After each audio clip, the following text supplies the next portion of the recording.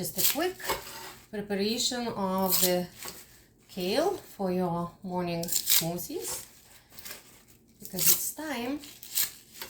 It's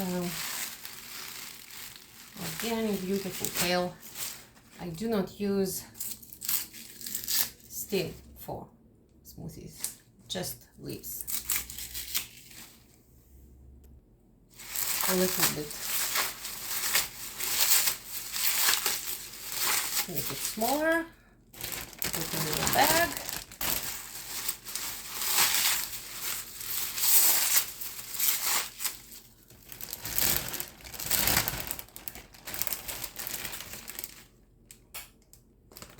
I will leave a little bit open like this to dry.